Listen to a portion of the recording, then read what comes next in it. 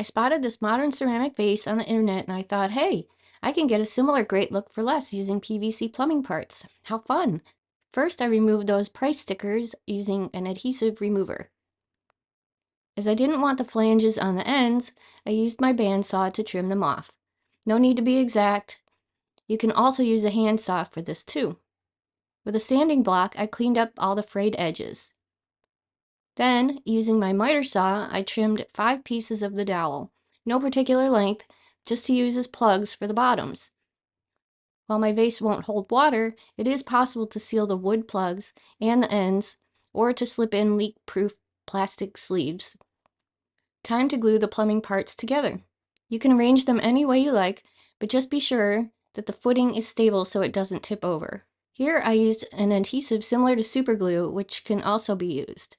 I used hot glue as well to show you that many types of adhesives are possible so long as it's meant for plastics. There's raised printing on my parts, so I opted to use a bit of paintable caulk to texture over those and to also give the whole vase a slightly similar texture to ceramic. Use as little or as much as you'd like. Once everything was dry and set, I grabbed my can of spray paint to give everything a nice, even finish. This PVC vase ended up so chic and modern. I really got a terrific look in minutes and for less. Do you love burning jar candles, but don't know what to do with the wood lid? First, remove any type of suction ring. Spray paint a wood candle jar lid with white spray paint and let it dry completely. Once dry, flip the lid over and place it on top of a paper napkin with a colorful decorative pattern. Trace around the perimeter of the jar lid with a pencil and then cut out the circle from the paper napkin. Next, separate the layers of the napkin. You will be using only the top patterned layer. Brush a layer of decoupage glue onto the top of your painted and dry wood jar lid. Brush another layer of decoupage glue over the top of the napkin.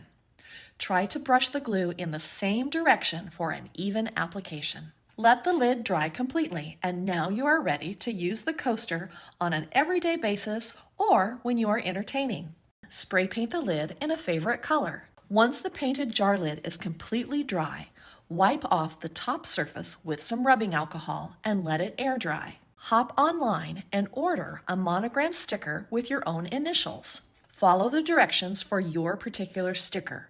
However, most transfer stickers do work the same way. Place the monogram face down on the candle jar lid and rub multiple times over the top of the sticker with the credit card edge. Keep your personalized candle jar lid coaster in the kitchen, in your office, or by your favorite chair for your favorite beverage. I hope this inspired you to upcycle your wooden candle jar lids into colorful, personalized drink coasters.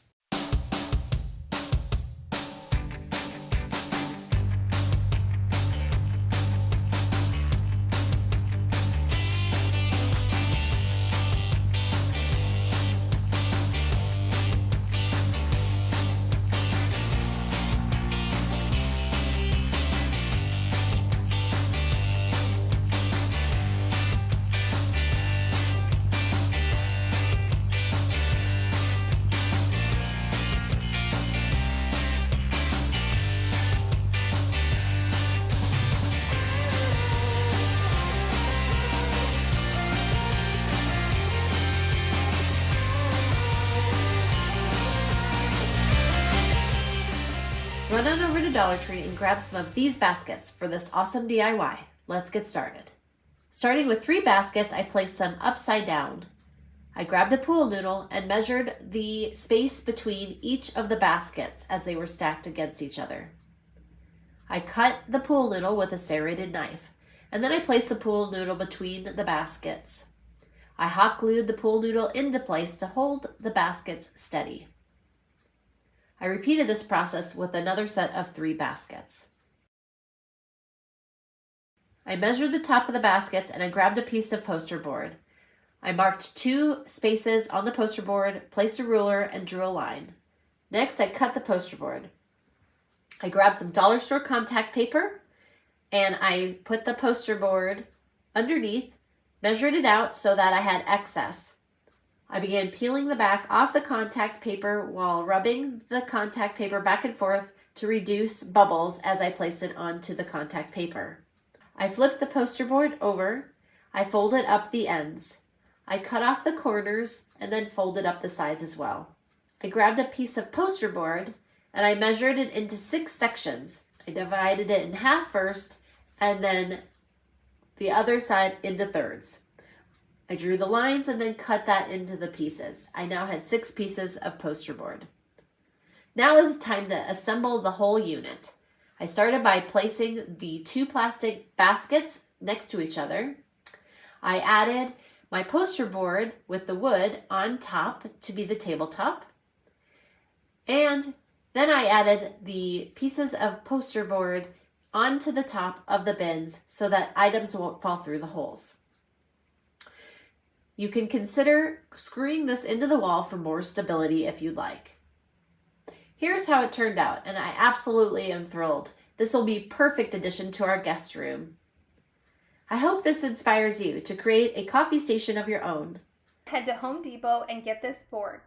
Now it's time to get started on this project. First, I laid the board on a flat surface and began tracing an organic shape following the wood grain all the way around the board. Next, I secured the board to my work surface using a couple of clamps, then used a jigsaw to cut out the shape I traced. Once the board was cut, I used my orbital sander to sand both sides of the board, starting with 100 grit sandpaper and working up to 220 grit sandpaper. After sanding was complete, I wiped the board down well, then applied 2 coats of gel stain in the color hickory to both sides of the board according to the directions on the can. Once the board was dry, I applied 2 coats of a satin polyurethane, again according to the directions on the can, making sure to sand in between coats with 220 grit sandpaper. Head over to your local Walmart garden center or go to walmart.com and grab 4 of these $10 planters. First, I wiped the rims of the planters with a clean cloth.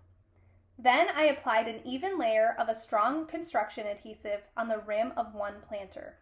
Next, I flipped the second planter upside down and placed it on top of the planter with the adhesive.